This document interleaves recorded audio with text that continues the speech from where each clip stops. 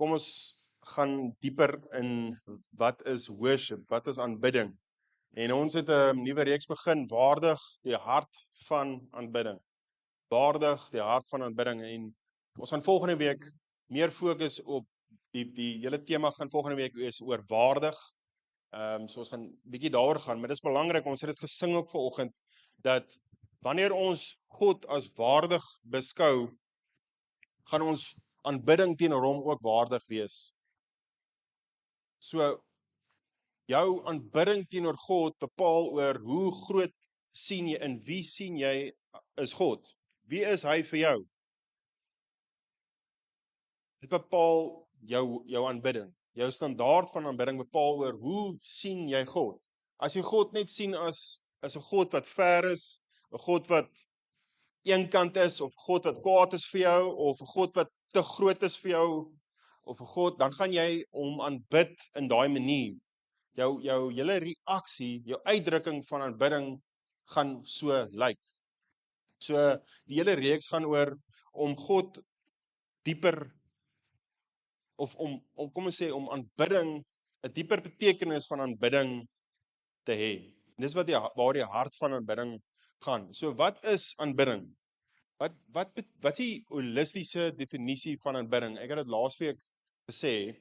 So aanbidding is dit is nou my eie opinie. Aanbidding is die heelhartige reaksie van mense op God se openbare heerlikheid. Met ander woorde, ons heelhartige reaksie op wie God regtig is, uitgedruk, Engels express, mooier gesê, uitgedruk deur lof, worship, sang, maar ook gehoorsaamheid, en om ons lewe as volle oorgawe te gee. Dit is nou 'n mond vol. So aanbidding is ons reaksie, dis hoe ons op God, wie God is, te reageer deur lof, om te sing, maar ook om ons lewe te gee en om gehoorsaam te wees aan God. En dit is presies wat Paulus in Romeine skryf, né? Hy sê, broers, ek doen 'n groot beroep op julle. Oor waar gaan godsdiens? Gee julleself as lewende en heilige offers aan God. Dis die wesenlike godsdiens wat julle beoefen. En dan vers 2 is, gee julleself, moenie gelyk word aan hierdie wêreld nie, maar verander deur julle denke te vernuwe, dat God dit vernuwe, dan gaan julle kan onderskei wat die perfekte, aanneemlike wil van God. So dis aanbidding. Aanbidding is om jou lewe te gee, en soos jy jou lewe gee, raak jy nie soos hierdie wêreld nie, maar jy raak soos Jesus. So aanbidding, as ons regtig God in alles en heel hartig aanbid, gaan ons hart soos God se hart raak. So laas ek gesê dat ons hartklop moet soos God se hartklop raak. En die oomblik as ons hom worship, raak ons hartklop soos God. So ek het laasweek ook gepraat oor die hart en die koste van aanbidding. So dis wanneer ons besef waaroor aanbidding regtig gaan. So aanbidding teken om 'n offer te bring. Ja, as ons lewe as 'n lewende en heilige gawe moet bring, is dit 'n offer. En 'n offer kos vir jou iets. En dis wat Dawid gesê het, ek bring nie aan die Here my God offerandes wat my niks kos nie. Ek bring nie aan my Here my God offerandes wat niks kos nie. So offer kos iets. Dit kos iets. En ek het net gedink vanoggend, ek dink ons vanoggend het die wat vanoggend hier is, het iets opgeoffer. Wat het ons opgeoffer vandag? Ons het ons gemak opgeoffer. Want ons kan nou onder die aircon gesit het. Ons het ons tyd opgeoffer. Ons kon iets anders gedoen. So wel dan het julle gekom het, want dit is 'n offer, en as dit uit die hart uitkom, glo ek regtig die Here gaan dit seën. Hy honor, hy eer dit. So worship, aanbidding is nie net wanneer ons hande in die lug opsteek nie, dis meer as dit. Dis ons hele lewe wat ons opoffer vir die Here. So vandag se tema is ware aanbidding, gees en waarheid. So kom ons sluit ons oë voor ek net dieper gaan in my boodskap. Here, ons het vanoggend gesing, Here, maak ons bruikbaar, maak ons gereed. Stuur ons nou, Here. Here, ek bid Vader dat U ons sal bruikbaar maak, gereed maak, Here, vir die missie daar buite, Here. Here, mag vanoggend meer as net 'n volmaak oomblik wees, Here. Mag vanoggend 'n oomblik wees waar ons sien wat aanbidding is en as jy uitstap, Here, dat ons ander gaan volmaak. Dat is 'n verskil in iemand anders se lewe gaan maak. Here, waar aanbidding is wanneer ons besef dit gaan nie net oor ons nie, dit gaan oor meer as net wie ons is. Here, dit gaan oor wie God is en hoe ons God aanbid en hoe ons U aanbid, lei ons ander mense ook aan aanbidding. Ek bid Vader dat U ons oë sal oopmaak oor die groter prentjie van wat is aanbidding regtig. Here, soos Barend vanoggend gesê het, is dat aanbidding is wanneer ware aanbidding is wanneer niemand jou sien nie, daar agter 'n toedeur, hoe jy dan lewe teenoor U, Vader.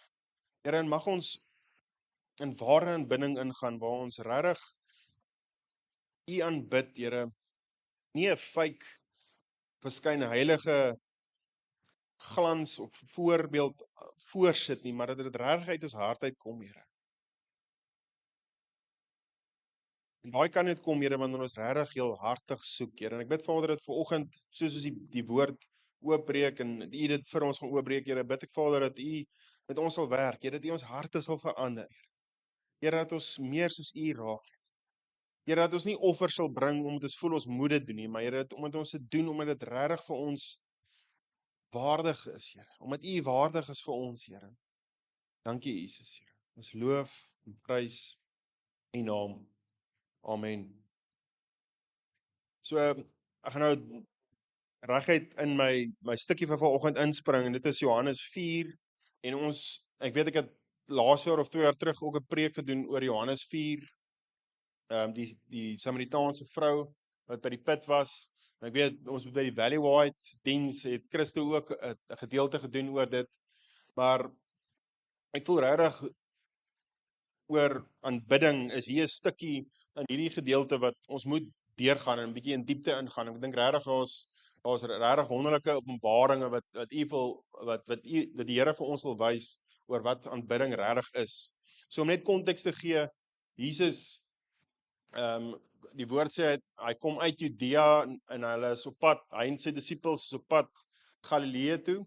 En op pad Galilea toe, gewoonlik het hulle nie deur Samaria geloop nie, die Jode nie, want hulle wou nie gemeng het met die Samaritaanse mense nie.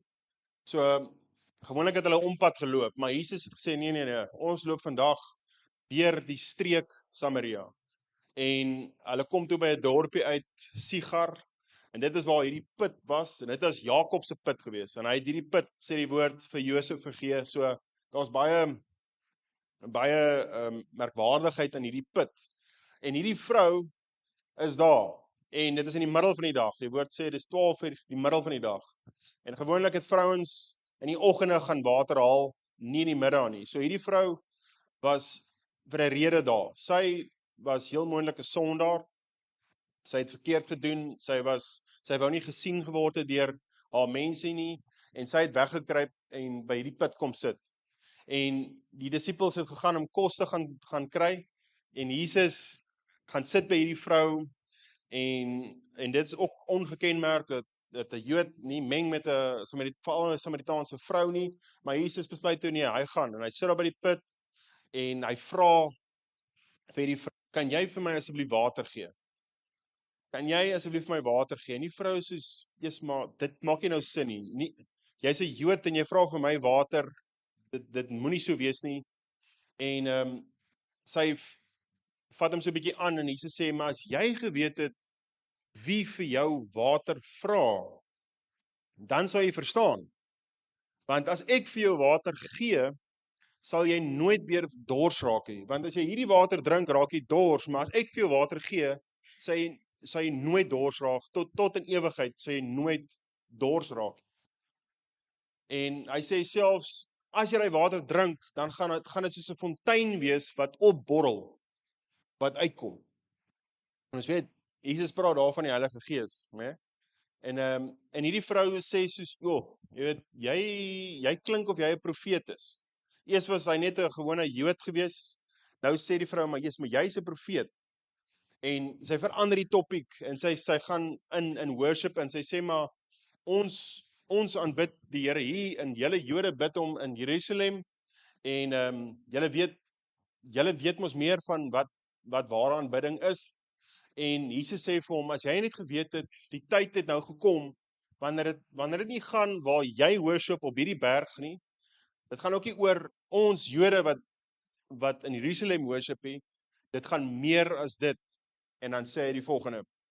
Kom ons lees in Johannes 4 vers 23 en 24, dan sê hy: "Maar daar kom 'n uur en dit is nou, wanneer die ware aanbidders die Vader in gees en waarheid sal aanbid.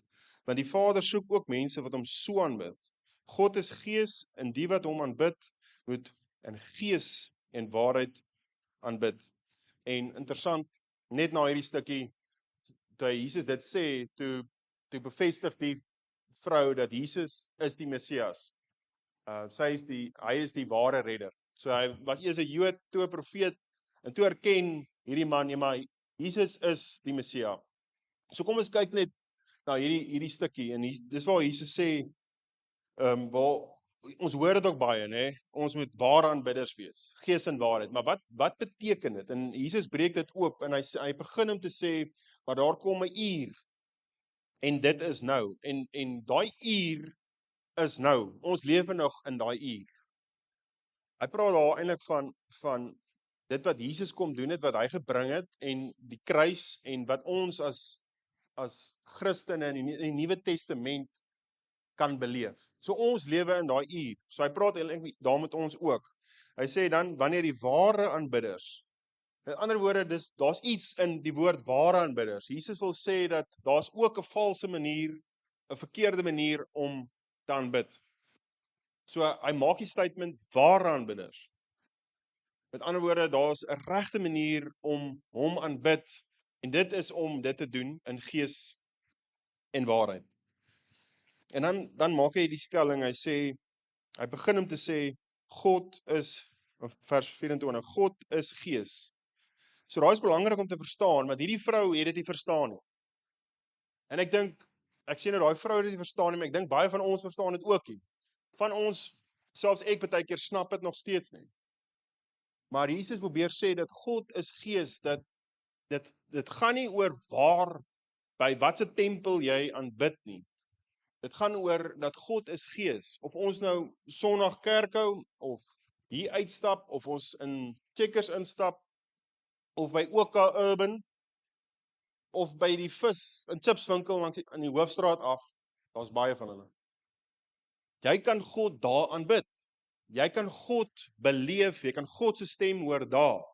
So Jesus maak dit duidelik, omdat om God te aanbid gaan nie oor die tempel nie, want hierdie vrou het gesê, nee, daar's 'n plek waar jy God aanbid.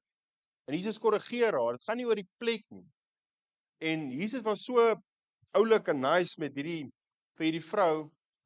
Hy wil dit nie moeiliker maak vir hierdie vrou om hom te aanbid nie. Want hy kon nou gesê het, ja, jy moet net op bekeer en jy moet aansluit in Jerusalem en jy moet jou sondes bely of wat ook al jy moet doen, jy moet jou offers gaan bring en dan sal jy okay wees. Maar Jesus sê nie dit nie. Hy doen dit glad nie. Hy maak dit makliker vir haar. Hy sê, God is gees, en die wat hom aanbid moet in gees en waarheid aanbid. So hy gee hierso 'n nuwe betekenis van wat is aanbidding regtig. Hy maak dit makliker vir haar, hy maak dit eenvoudig.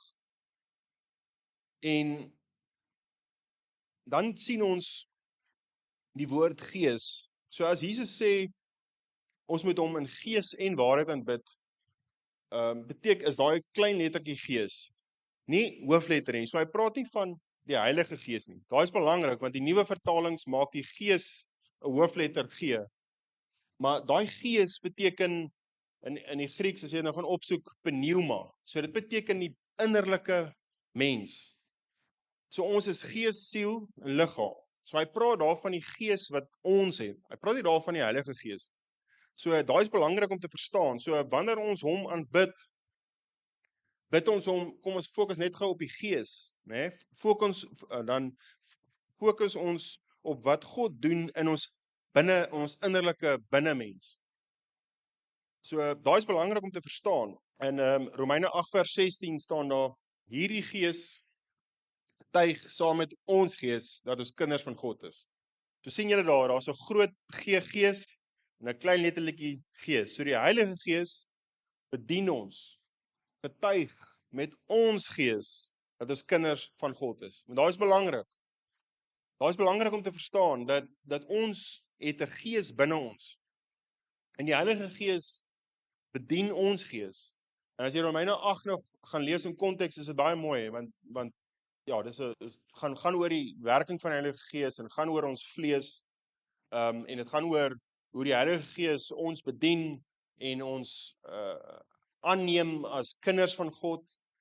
So daar is 'n baie mooi vir my mooi gedeelte, maar dit gaan oor die Heilige Gees wat ons gees bedien. En dan lees ons ook in Efesiërs 2 vers 18 tot 22 wat staan: dis belangrik. Deur hom het ons almal, Jode en nie Jode, deur die een gees vrye toegang tot die Vader.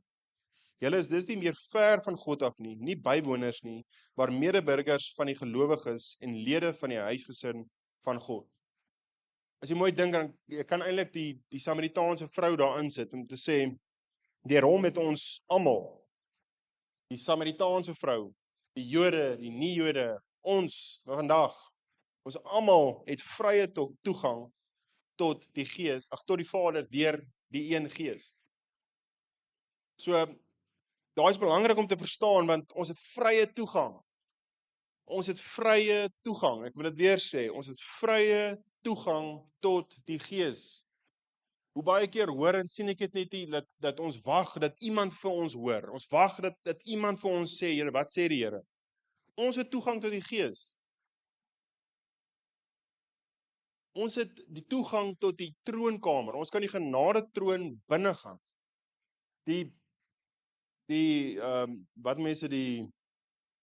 Wat het nou weer geskeer in Afrikaans? Die voorhangsel het middeldeur geskeer. Ons kan in die allerheiligste ingaan. Daai is belangrik om te verstaan. So die Here praat nie net met ons daar, hy praat met daai vrou, hy praat met almal. Ons kan ingaan. Ons het toegang.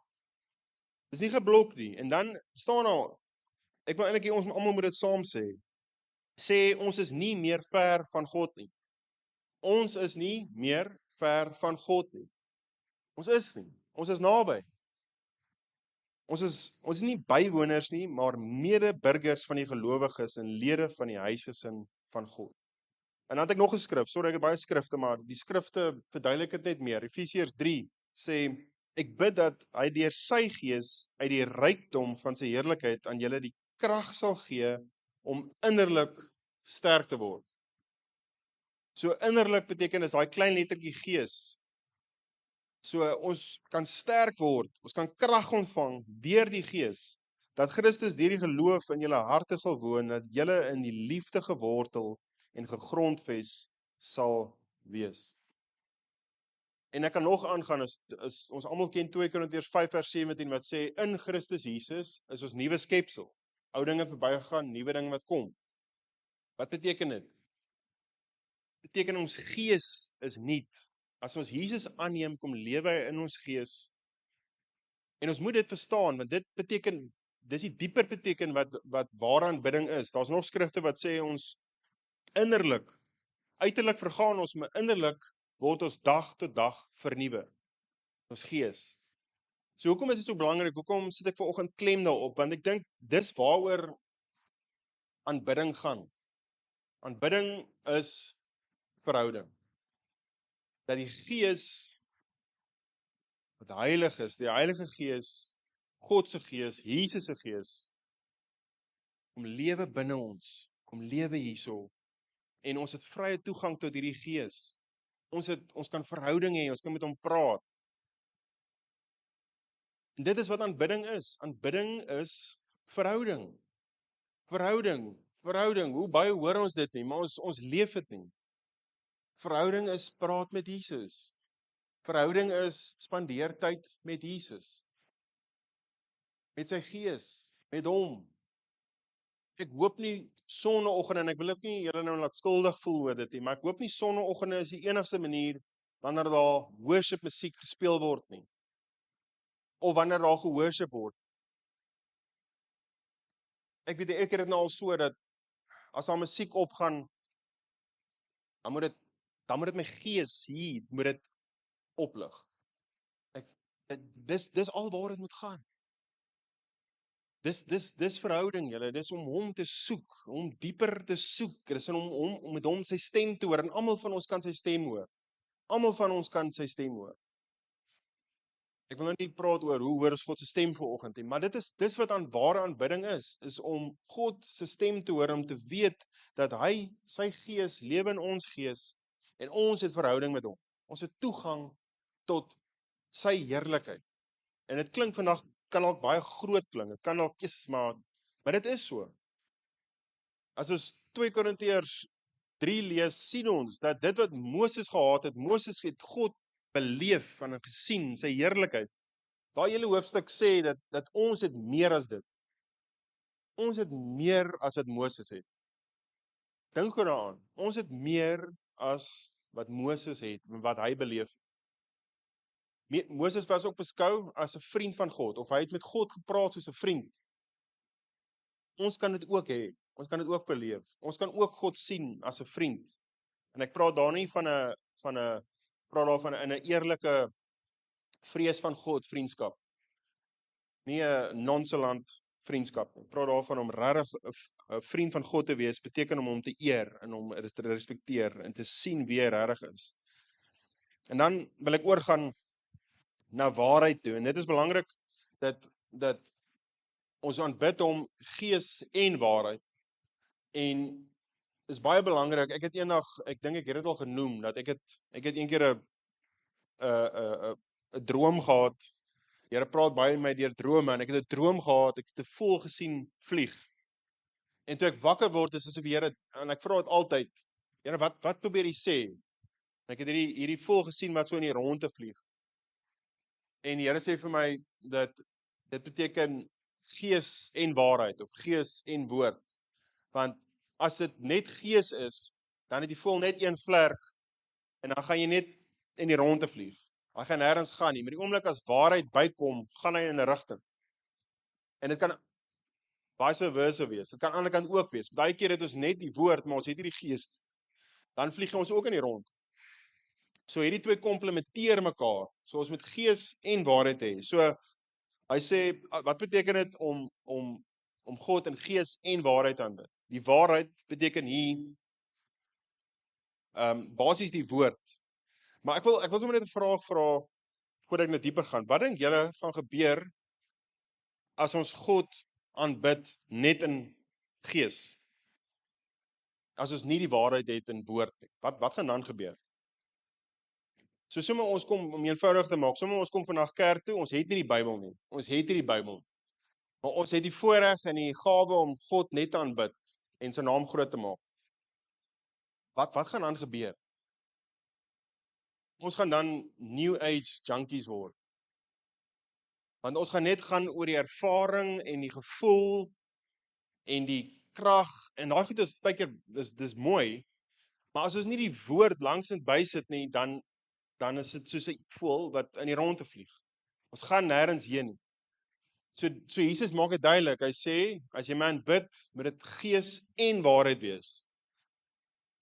Want ons movements en kerke wat die woord bietjie een kant sit en die krag en die erns en die belangrikheid van die woord een kant sit en hulle aanbid net die Here en hulle worship is great. Jy weet, dis great as jy instap. Weet, dit gaan mooi. Jy weet, dit gaan rof en dit gaan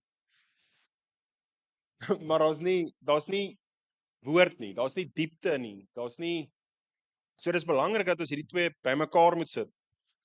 So as ons net die Here aanbid in gees, gaan ons emosies en ons ervarings gaan ons dryf.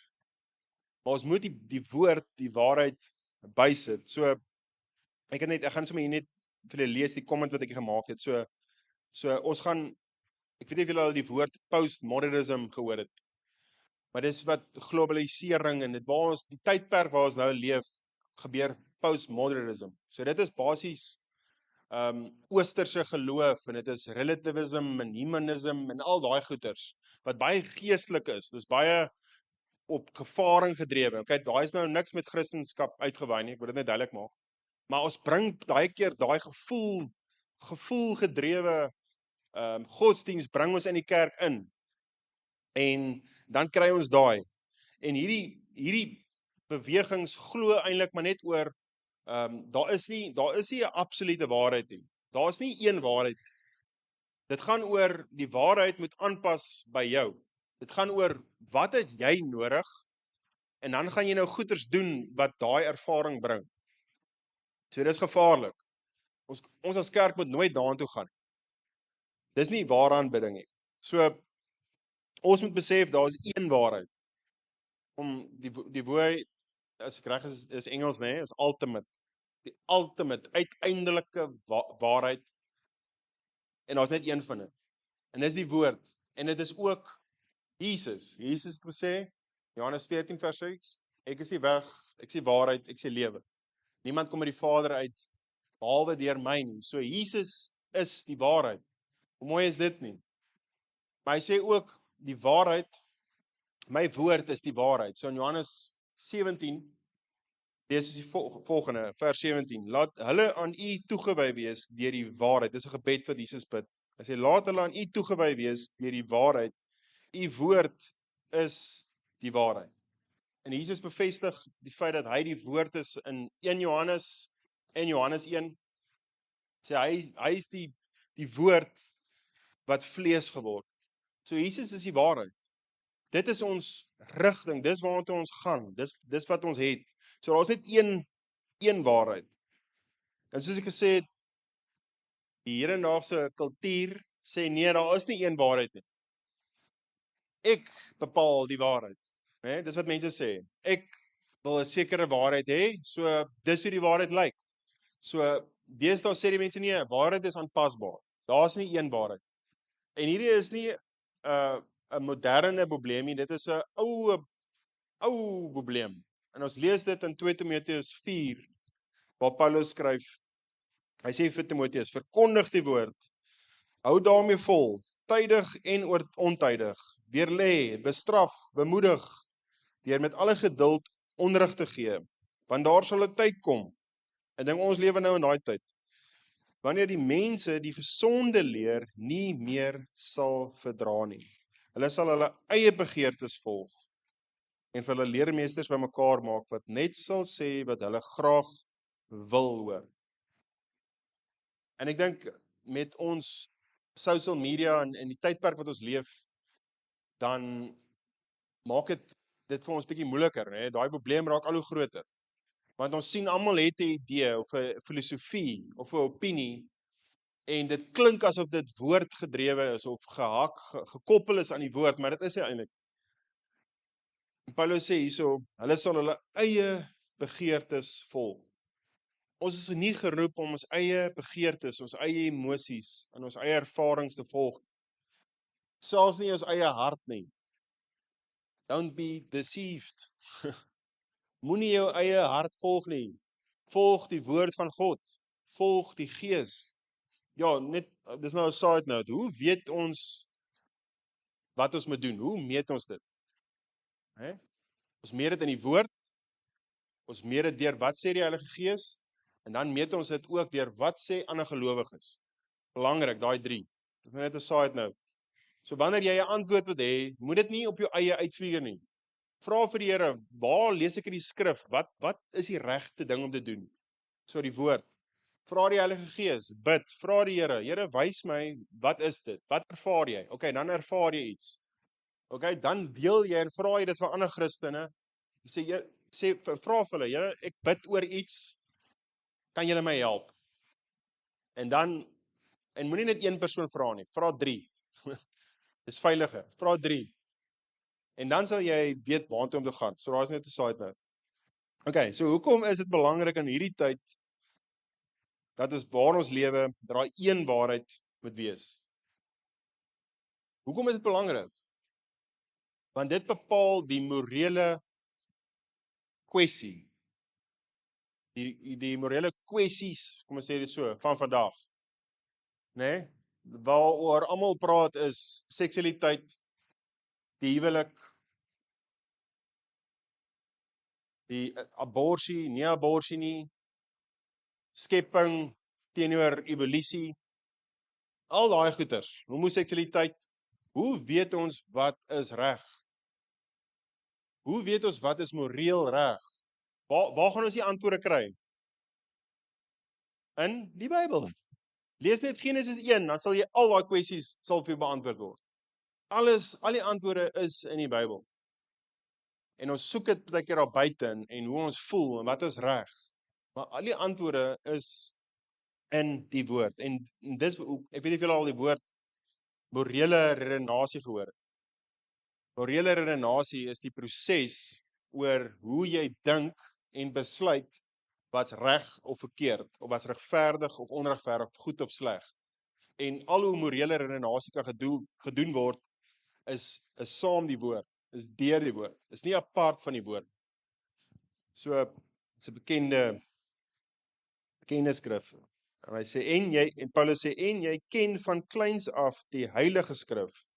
Dit kan jou die kennis bybring wat tot verlossing lei deur die geloof in Christus Jesus. Die hele skrif, in ander woorde die waarheid, die woord, is deur God geïnspireer en het groot waarde om in die waarheid te onderrig, dwaling te bestry, verkeerdhede reg te stel en 'n regte lewenswyse te kweek. So die woord, ons is bevoorreg om die woord te hê. Kom ons soek die woord. En dis presies, as jy nou dink aan as terugkom na die Samaritaanse vrou, Jesus het letterlik vir haar gewys wat dit is om in ware aanbidding, gees en waarheid te aanbid. In gees het hy vir haar gesê, hy het haar by die put gekry, met ander woorde, dis net daar waar sy kon water kry. En hy het vir haar gesê, maar ek sal vir jou water gee. En hierdie water wat ek vir jou gee, sal nooit opdroog. Teendeel, dit sal opborrel. Jy sal altyd water hê, soos 'n fontein. Tweedens, waarheid. Jesus is waarheid. En hy het homself voorgestel in hierdie vrou. Ons het dalk nie Jesus by ons nie, maar ons het sy gees en ons het die woord. Dis die waarheid wat Jesus is. Kom ons sluit ons oë. En dan bid ek vir ons. Here, kom bid Vader, mag vanoggend se woord, Here, ons bedien, Here. Ek bid Vader, mag ons hierdie skrif wat vandag gedeel was en bedien was, en ek bid Vader, mag dit dieper ons bedien vandag en hierdie week en tyd wat kom, Here. Here, dis so lekker, Here, dit maak my so persoonlik ook, en ek glo vir ons almal, Here, opgewonde om te sien, Here, dat hierdie vrou, Here, is eintlik maar net ons. Dis ons wat daar by die put sit en ons is dors. Here, en U kom, Here, en U gee water, Here, en dis nie die water wat opdroog, Here, dis water wat vir ewig sal aanhou, Here, en wat nie net by die put gevind word nie, maar dit word gevind oral waar ons gaan, Here. En die rede is omdat dit binne ons is, Here. Here, en ek bid Vader, mag ons opgewonde wees oor daai bron, daai lewende bron wat binne ons is, Here. Here, ek bid Vader dat ons daar sal soek vir antwoorde, Here. Here, en dankie dat ons die woord het, die waarheid het. Here, mag die Bybel ons opgewonde maak, Here. Here, ek bid Vader dat ons opgewonde sal wees om dit te lees. Here, dat ons nie sal dink dis boring of vervelig of ons het iets beter om te doen nie, Here. Here, maar mag die woord ons kom verander, Here. Mag ons weet as ons die woord lees, Here, bedien dit ons, Here. Here, dit raak ons aan, Here, dit verander ons, Here, dit transformeer ons. Here, in ons passie en Here, ons uitroep is, Here, ons wil meer soos U raak, Here, ons wil U gehoorsaam, Here, ons wil in U wil leef. Here, ek bid Vader, kom lei ons vanoggend, Here. Ek bid Vader, as ons hier uitstap vanoggend, Here, mag ons ware aanbidders wees. Mag ons nie vals aanbidders wees nie, of verkeerde aanbidders nie. Mag ons nie die punt mis sit nie, Here, maar mag ons weet, Here, dat ons vrye toegang tot U het, maak nie saak waar ons is nie. En dat ons die woord by ons het, in ons het, Here, naby ons het, Here. Want ons weet die woord is ook die gees en dis ook hoe ons dwaalleer bestry, Here. Dis ook hoe ons weet wat se rigting om te gaan, Here. Dankie Jesus, Here. Ons loof, prys U naam. Amen. Amen.